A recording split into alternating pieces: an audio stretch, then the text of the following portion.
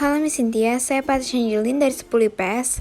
Sekarang saya akan menjelaskan tentang trigonometri pada segitiga, siku-siku, dan sudut di berbagai kuadran.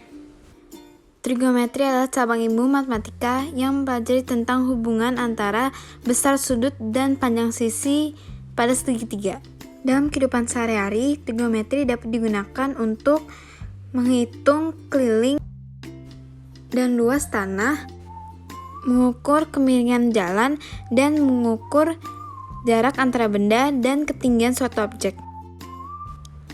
Jenis segitiga yang dipakai dalam perbandingan trigonometri berupa segitiga siku-siku.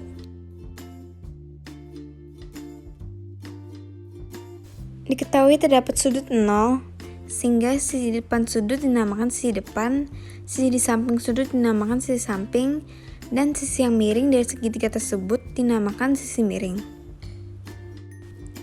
Pada segitiga siku-siku similar, contohnya lebih besar atau kecil, nilai perbandingannya akan sama karena memiliki sudut 0 yang sama.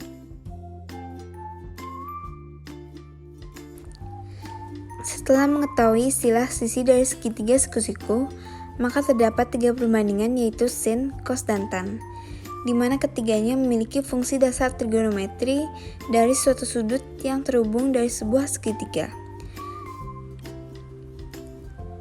Cara mencari nilai dari sin, cos, dan tan dari suatu sudut adalah dengan mengetahui rumus. Yang pertama adalah sinus atau sin, yaitu perbandingan sisi depan dan sisi miring. Maka dari itu rumusnya adalah sin sama dengan sisi depan per sisi miring. Yang kedua adalah kosinus atau cos, yaitu perbandingan sisi samping dan sisi miring. Rumusnya adalah cos sama dengan sisi samping per sisi miring. Dan yang terakhir adalah tangen atau tan, yaitu perbandingan sisi depan dan sisi samping. Maka rumusnya adalah tan sama dengan sisi depan per sisi samping. Cara lainnya adalah dengan mengetahui nilai perbandingan sudut istimewa. Sudut-sudut istimewa trigonometri merupakan sudut yang nilai perbandingan trigonometrinya dapat ditentukan. Maka dari itu, untuk menentukan nilai perbandingan sudut istimewa pada nantinya, terdapat sebuah tabel yang dapat dihafalkan. Misalnya, berdasarkan tabel nilai perbandingan sudut istimewa dari sin 60 derajat adalah akar 3 per 2. Setelah itu, tahap selanjutnya adalah menentukan perbandingan trigonometri pada relasi sudut tertentu di 4 kuadran, yaitu kuadran 1, kuadran 2, kuadran 3, dan kuadran 4.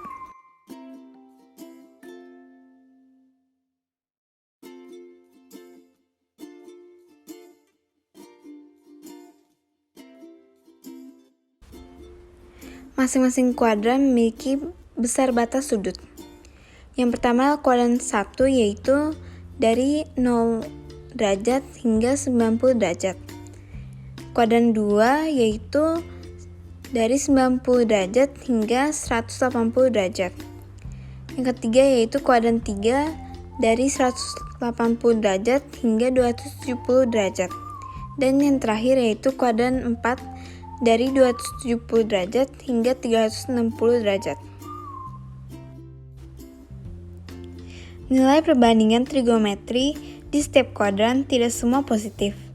Yang semua positif hanya kuadran 1, namun kuadran 2 yang hanya positif sin, sedangkan kuadran 3 tan, dan kuadran 4 cos.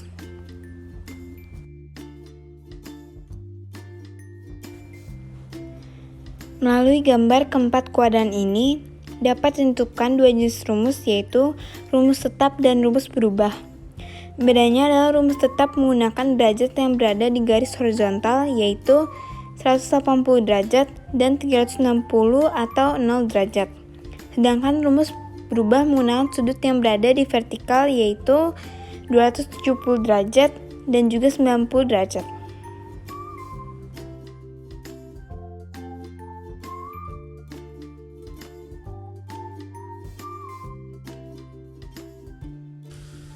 Yang pertama rumus tetap, terdiri dari kuadran 1, yaitu sudut yang ada akan tetap sama.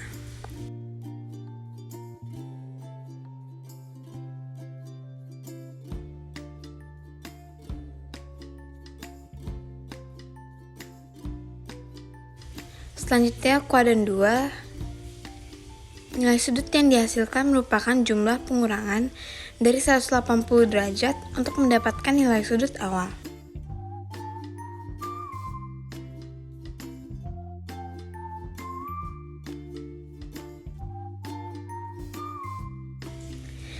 Selanjutnya adalah kuadran 3, yaitu nilai sudut yang dihasilkan merupakan jumlah tambah dari 180 derajat untuk mendapatkan nilai sudut awal.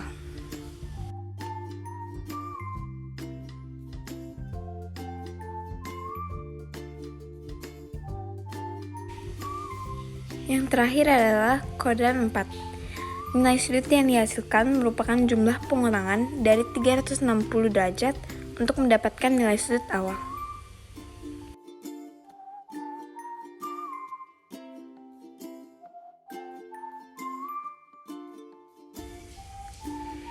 Untuk rumus berubah, sin menjadi cos, cos menjadi sin, dan tan menjadi kotan.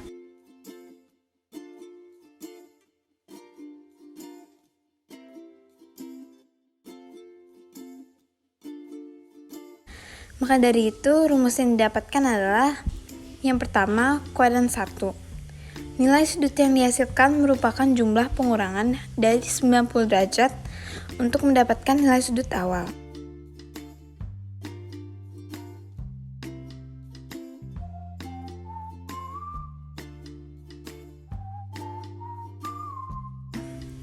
Yang kedua adalah kuadran 2. Nilai sudut yang dihasilkan merupakan jumlah tambah dari 90 derajat untuk mendapatkan nilai sudut awal. Hasil positif atau negatif dari nilai perbandingan sudut tidak terpengaruhi perubahan. Contohnya di kuadran 2 hanya nilai perbandingan sin yang positif. Maka walaupun melalui rumus berubah, sin berubah menjadi cos, tetapi hasil akhirnya tetap positif. Selanjutnya kuadran 3. Nilai sudut yang dihasilkan merupakan jumlah pengurangan dari 270 derajat untuk mendapatkan nilai sudut awal.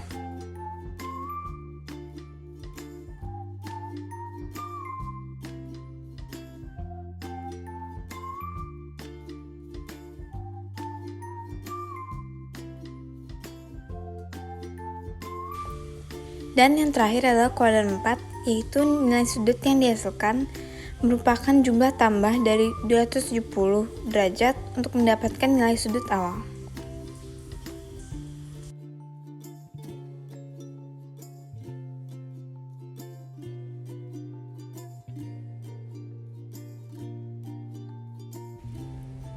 Nah, setelah mengetahui rumus-rumus tersebut, mari kita melihat contoh soal agar bisa lebih mengerti. Yang pertama adalah menggunakan rumus tetap. Soal yang didapatkan adalah sin 150 derajat.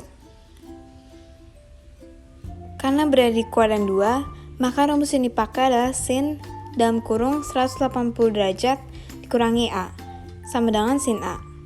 Maka A diisi dengan angka yang jika dikurang dari 180 derajat akan menghasilkan 150 derajat, yaitu 30 derajat.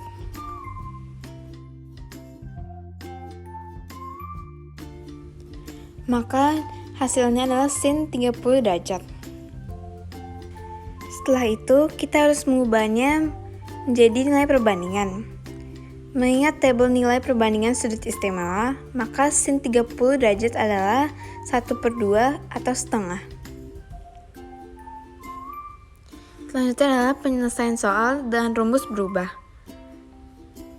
Soal yang didapatkan adalah cos 225 derajat.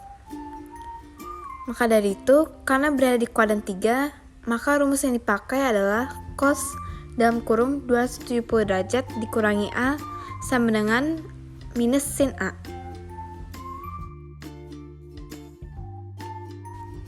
Maka A diisi dengan angka yang jika dikurang dari 270 derajat akan menghasilkan 225 derajat, yaitu 45 derajat.